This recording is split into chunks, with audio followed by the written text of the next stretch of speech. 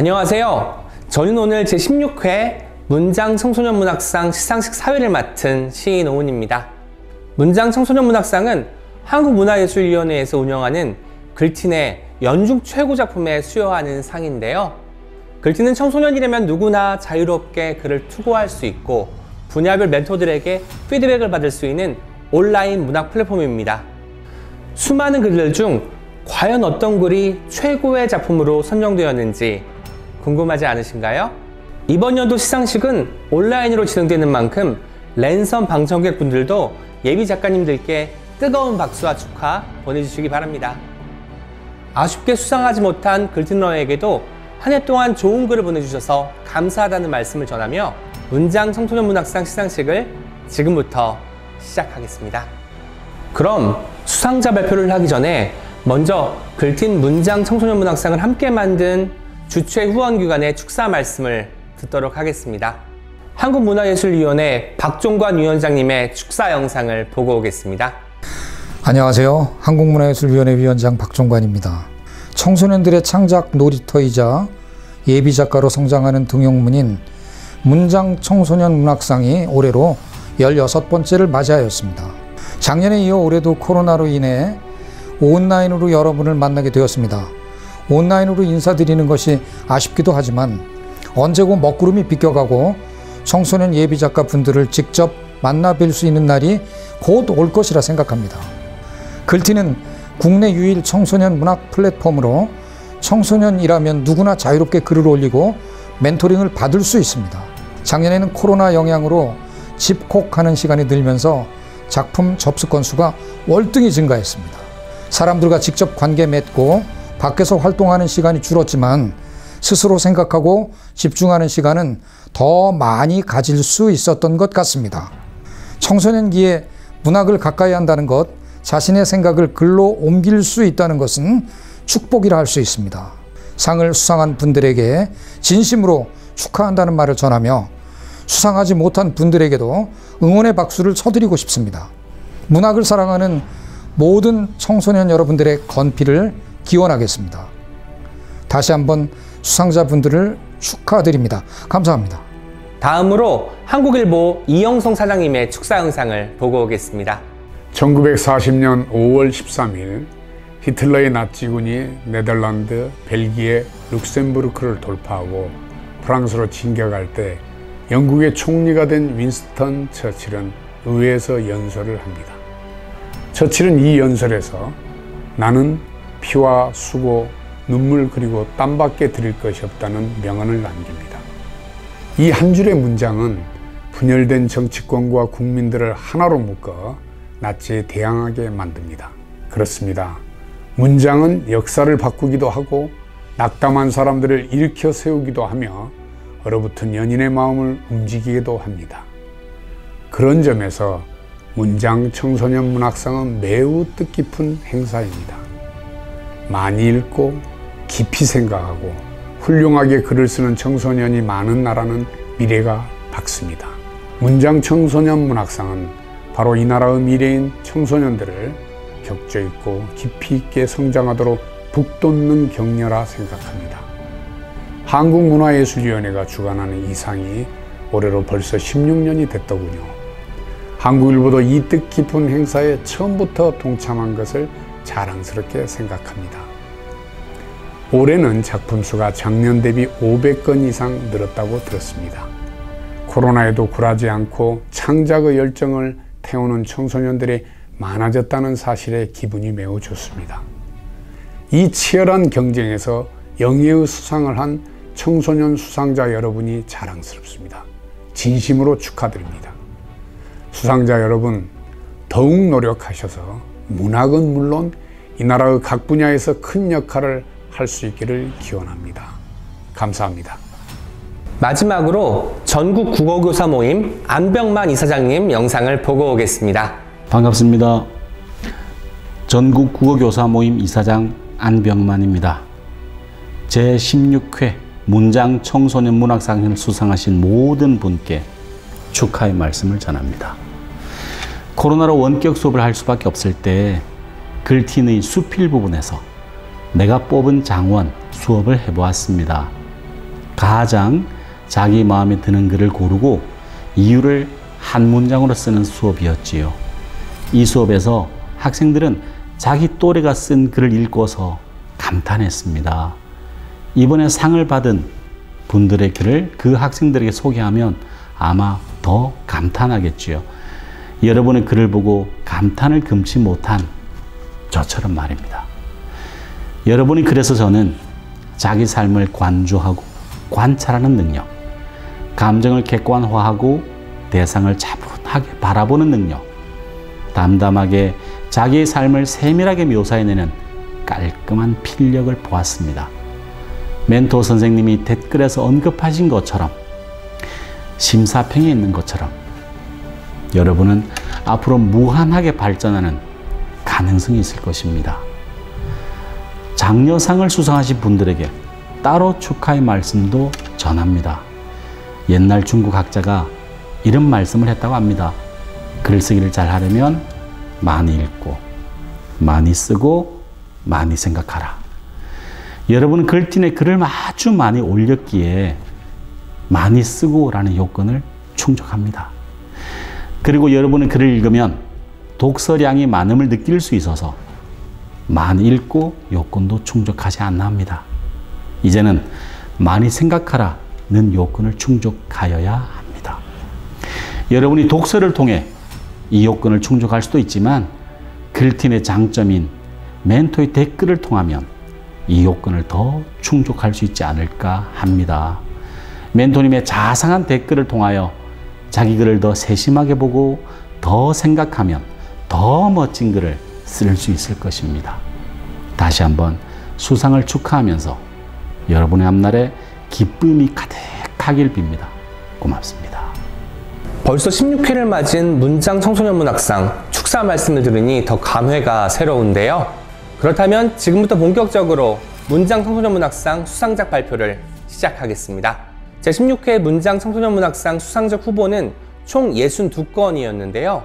2020년 한 해 동안 접수된 1829건의 글들 중에서 월장원으로 선정된 작품이 문학상의 후보가 되었습니다. 먼저 분야별 우수상 발표가 있겠습니다.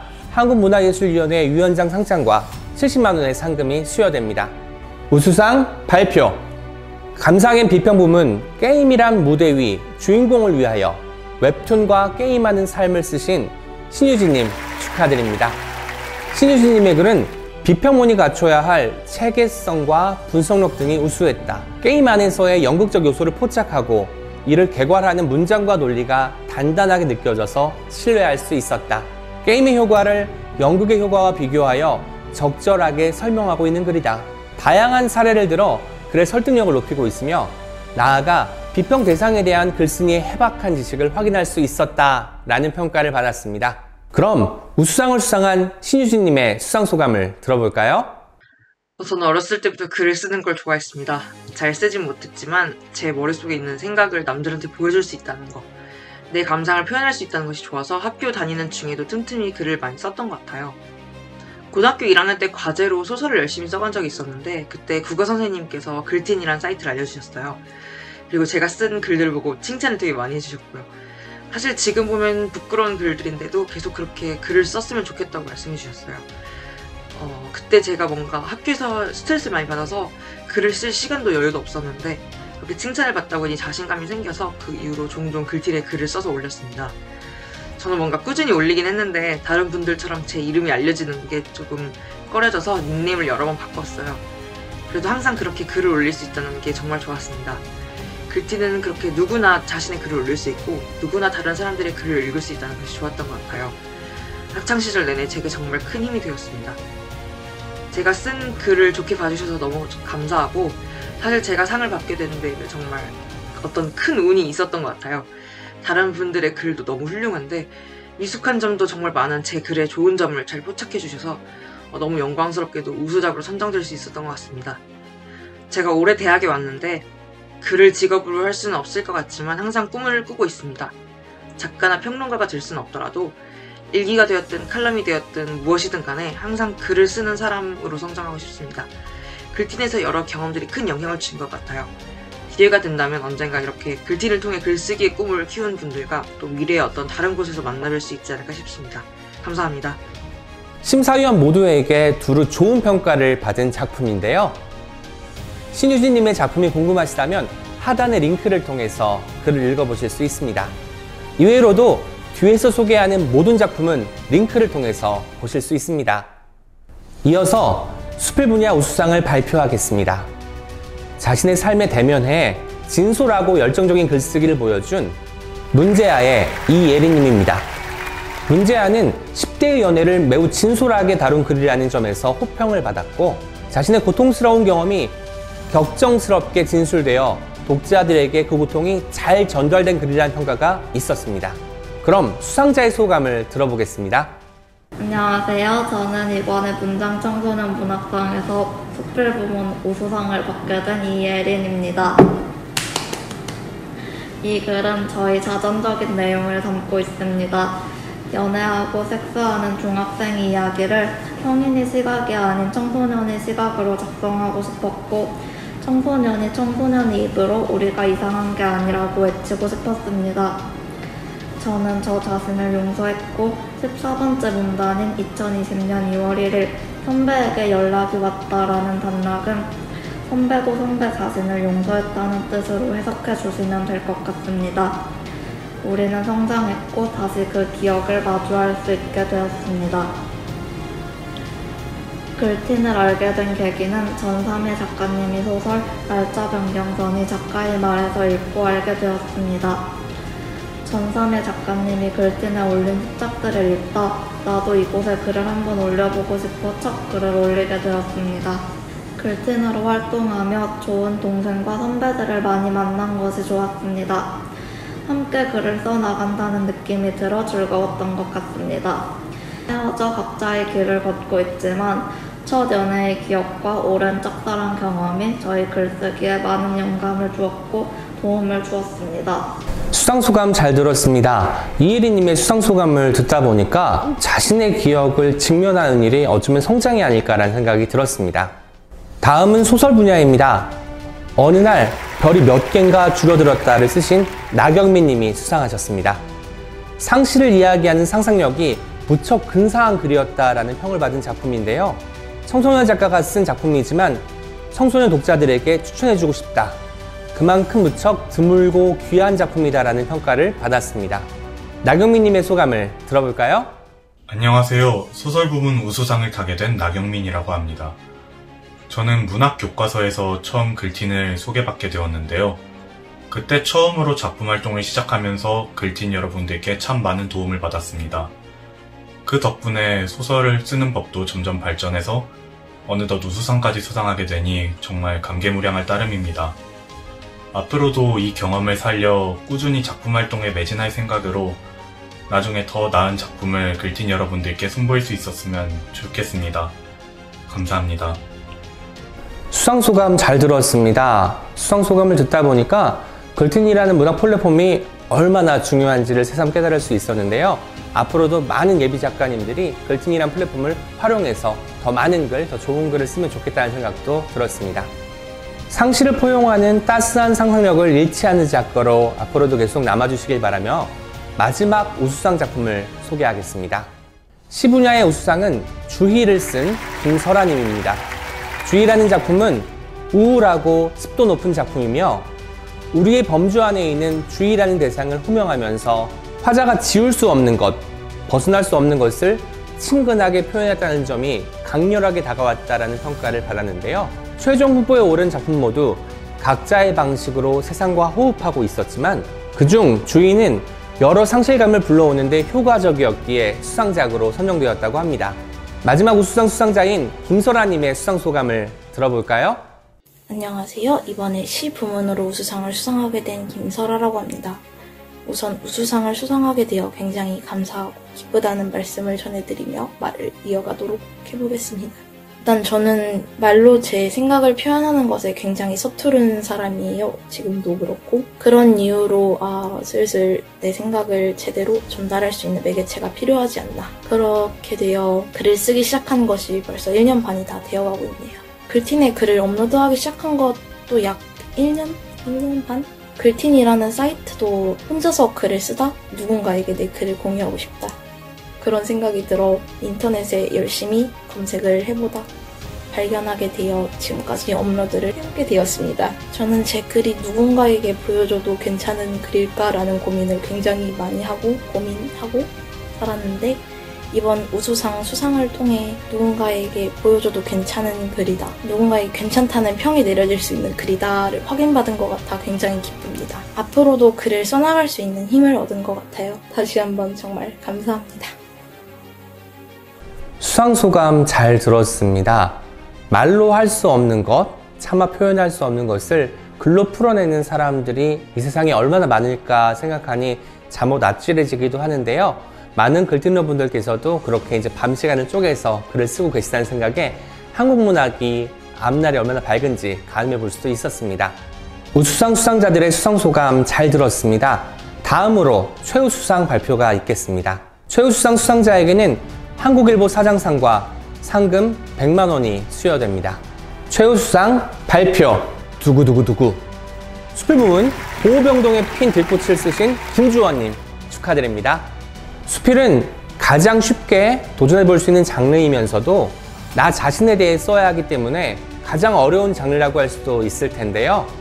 김주원님의 작품은 이야기의 씨앗이 담고 있는 고통을 진솔하게 잘 표현해냈다는 점에서 높은 점수를 받았습니다. 수필이 갖춰야 할 진솔한 고백이 가득한 작품이었다.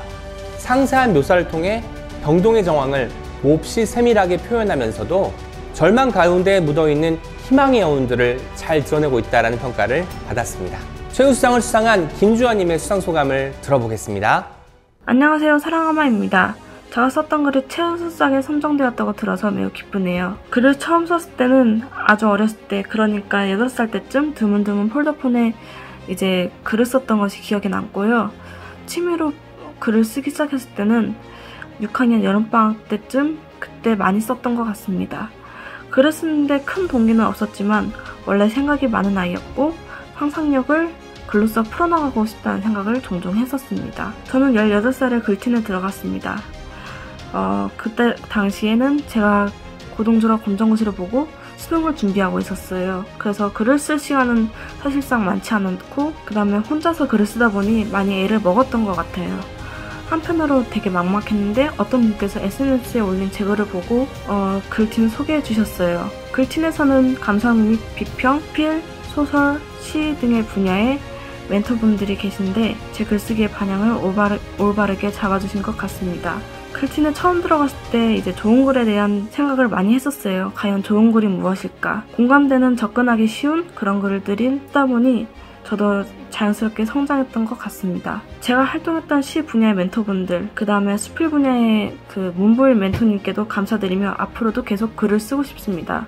지금은 시각디자인과를 전공하고 있지만 나중엔 그림도 그리고 글도 쓰는 동화 작가가 되고 싶습니다. 제 글을 통해서 여러 가지 이유로 힘든 사람들을 위로해주는 작가가 되고 싶습니다. 들어주셔서 감사합니다. 수상소감 잘 들었습니다. 김주원님의 소감을 듣다 보니까 글틴이라는 플랫폼이 단순히 글을 올리고 그거에 대한 비평을 받는 공간이 아니라 서로에게 위로를 전할 수 있는 공간이라는 생각이 들었습니다. 부디 말씀하신 것처럼 멋진 동화 작가가 되시면 좋겠습니다. 대상 발표! 이제 마지막 상 하나만 남았나요? 바로 대상입니다. 대상 수상자에게는 문화체육관광부 장관상과 상금 120만 원이 수여됩니다. 전 분야를 통틀어 가장 우수한 작품으로 선정된 작품, 과연 어떤 작품일까요? 일상의 풍경을 금붕어라는 근사한 메타포로 재발견한 소설 둥근어항을 쓴 이한슬님입니다. 축하드립니다.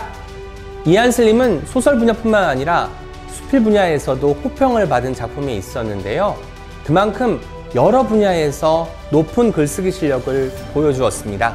그중 둥근어항은 단정한 문장과 안정적인 구성으로 작가의 일상을 소설로 잘 표현해내었다는 평가를 받았습니다.